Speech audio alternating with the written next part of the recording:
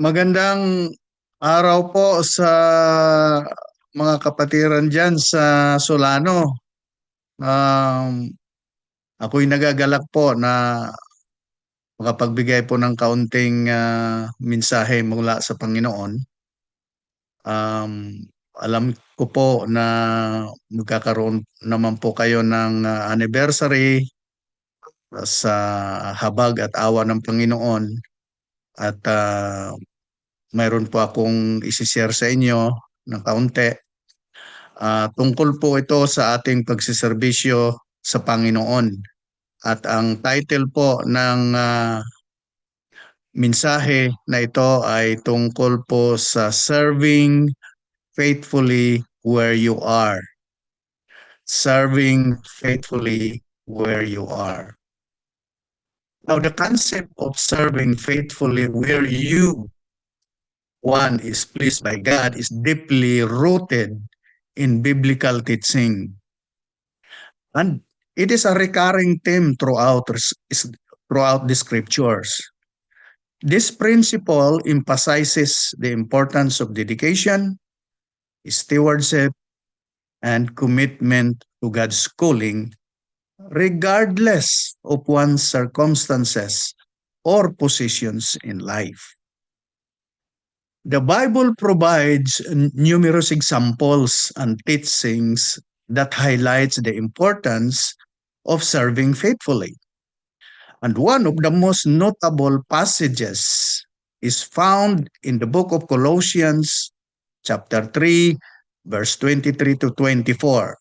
This is what it says, "Whatever you do, work at it with your whole being for the Lord and not for men, because you know that you will receive an inheritance from the Lord as your reward. It is the Lord's Christ you are serving." So anuman ang inyong ginagawa, gawin ninyo ng buong puso na para sa Panginoon. Kayo naglilingkod at hindi sa mga tao. Sapagkat si Kristo ang Panginoong pinaglilingkuran ninyo at alalahanin ninyo pagkalooban kayo ng Panginoon ng gantimpalang inilaan niya para sa inyo. So this passage, brothers and sisters, underscore the idea that all work should be done as an act of service to God, not merely to please human authorities. In 1 Peter chapter 4, Peter makes it clear that we have received our gifts from God, each one of us, for two reasons. One is to serve others, and the other one is to bring praise to God. Serving is not about us receiving attention or glory. It is for Him to receive glory. In fact, we often discover our gifts in the process of our serving. And Apostle Paul supported that in Romans chapter 12, verse 1 and 2. Paul's point is that for those who had been saved by the blood of Jesus, it only makes sense to honor Him. Giving ourselves to God is our spiritual act of worship. Now, the Greek word for spiritual can also be translated reasonable. So it's reasonable that we would serve the God who has provided the greatest service of all, salvation from sin and self and eternal life with Him in heaven. If you will remember in the parable of the talents in Matthew chapter 25, Jesus illustrates the importance of being faithful with what one has been given. Remember the servants who diligently invest and multiply their master's resources are commended, while the one who varies his talents out of fear is rebuked. Now, this parable teaches that faithfulness in small things it leads us to a greater responsibility and blessing. God will give rewards in heaven at the Bema judgment. In Romans chapter 14, 10 to 12, ang sabi po rito, for we will all stand before the judgment seat of God. So then, each of us will give an account of himself to God. So tayong lahat ay haharap sa hukuman ng Diyos.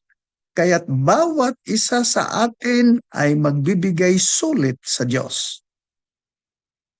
Church, none of us are qualified to be the judge. Only the Lord Jesus is qualified. And all judgment has been entrusted to Him. We will all stand someday before the judgment seat of Christ. The judgment seat of Christ is based on our faithfulness and service. I'll repeat this. The judgment seat of Christ is based on our faithfulness and service to Him. The rewards will show the reality of our sonship and the justice of God. So God will give rewards in heaven in order to fulfill the law of sowing and reaping and make good on His promise that our labor is not in vain. Brothers and sisters, to be faithful is to be reliable. Meaning, maaasahan tayo, mapagkatiwalaan sa mga ministerial works na binibigay sa atin. And we must be steadfast, maging matatag tayo, unwavering, hindi natitinag, sapagkat sa ating pagsiserbisyo sa Panginoon, mayroong darating na hindi natin inaasahan at hindi natin magugustuhan. But brothers and sisters, when a person walks consistently with God in humble service to Him, he or she can be called faithful. Serving God faithfully requires perseverance. Often we may face challenges or discouragement that test our commitment. However, we must remember the importance of pressing on and staying steadfast. Kailangan natin manatiling matatag in our faith. Our perseverance demonstrates our love for God and reliance on His strength rather than our own. So each struggle we encounter only brings us closer to God and it deepens our faith. As we push through, we will witness the growth in our spiritual journey and be amazed by how God uses our faithfulness to bless others. Now, in 1 Corinthians chapter 15 verse 58, basahin po natin ito. Therefore, my dear brothers and sisters, stand firm. Let nothing move you. Always give yourself fully to the work of the Lord, because you know that your labor in the Lord is not in vain. Kaya nga, mga minamahal kong kapatid sa Sulano, magpakatatag tayo at huwag matinag. Maging masipag tayo palagi sa paglilingkod sa Panginoon dahil alam nating hindi masasayang ang ating pagpapagal para sa Kanya. Wow, a nice scripture. And in Galatians chapter 6 verse 9, let us not become weary in doing good. For at the proper time, we will reap a harvest if we do not give up.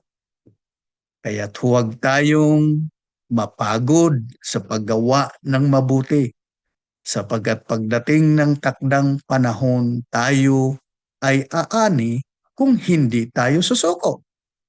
Kaya nga, basta may pagkakataon, ay gumawa tayo ng mabuti sa lahat ng tao. Lalo na sa mga kapatid nating na mananampalataya.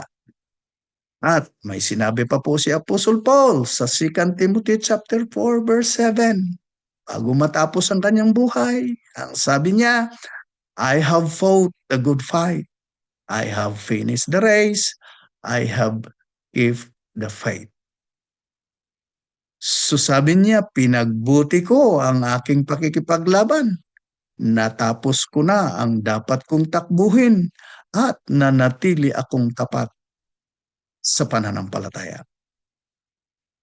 Sumahal na mga kapatiran dyan sa Solano. Throughout our lives, we are called to serve God faithfully.